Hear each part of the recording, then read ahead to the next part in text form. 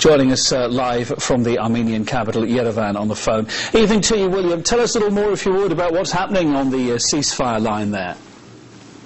Well, indeed, according to the Armenian Ministry of Defense and the Foreign Ministry, the Azeri forces used heavy armor to shell the Armenian positions on their side of the ceasefire line in the disputed territory of Nagorno-Karabakh.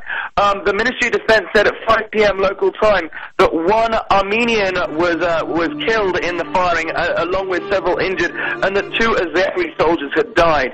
That was the first confirmation, according to the Armenians, of casualties that we've got. The Armenian Foreign Minister Vardan Oskanyan held a press conference earlier where he accused the Azerbaijanis of violating the ceasefire using heavy armor. And of course, we have to remember that this ceasefire line is extremely volatile. Shots are fired on an almost daily basis, and casualties are not uncommon. However, the Foreign Minister of Armenia said that this incident was on a different scale. He said that the use of heavy armor made this a totally different type of incident, and he also said that the Azeris had made a very serious encroachment into Armenian-controlled territory.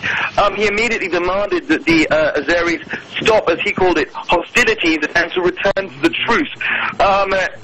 This is all we know so far. We have no independent way of confirming whether this is more serious than usual or whether this is just a run-of-the-mill hostilities which do exist and is very volatile and very sensitive disputed territory of Nagorno-Karabakh. William, have the Azerbaijani side said anything? Have they given any explanations? And indeed, can you give us a bit of quick background to the long-running tensions between Azerbaijan and Armenia? Well, yes, certainly the Azerbaijanis have indeed responded. Whereas the Armenians say that the shootout is now over, the Azerbaijanis claim that it's still going on. Recently, just in the last hour, Leader TV, which is the most popular TV channel in Azerbaijan, reported that 3 Azeris were dead, along with several injured. They also categorically denied the use of heavy armor, and they said that there was no incursion. The Azeris accused the Armenians, who have, after all, just undergone their worst ever civil unrest since independence here in Yerevan. There's a state of emergency in Yerevan after police clashed with demonstrators, leaving 8 dead. The Azeris accuse the Armenians of trying to deflect attention from the civil unrest at home onto the old enemy of Azerbaijan.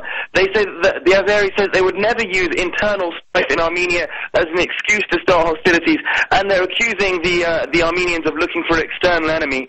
Of course, we have to remember that this conflict has been going on for almost 20 years now. Nagorno-Karabakh is officially an internationally recognized part of Azerbaijan, but it was populated mainly by ethnic Armenians.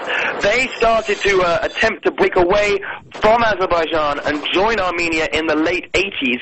This broke out into an open, full-scale and very bloody conflict in the early 90s, which claimed tens of thousands of lives on either side, and only ended with a very shaky ceasefire in 1994. Now, Nagorno-Karabakh is a self-proclaimed independent state. It doesn't just include the old former Soviet territory of Nagorno-Karabakh. It also includes several Azeri provinces from which the population were forcibly expelled. The Azeris themselves are very bellicose about this. There is a ceasefire, there is a peace process of some kind, but the Azeris are known to warn that they would use force if necessary to reclaim their lost territories. Now, we don't know if this is just a regular run-of-the-mill occurrence, as I say, another spot of tension on the ceasefire line, or whether this is anything more serious. But obviously we'll be keeping you fully updated with the information and the events as they happen. Indeed we will. For now, William Dunbar in Yerevan, Armenia. Thanks for that update. Across this story.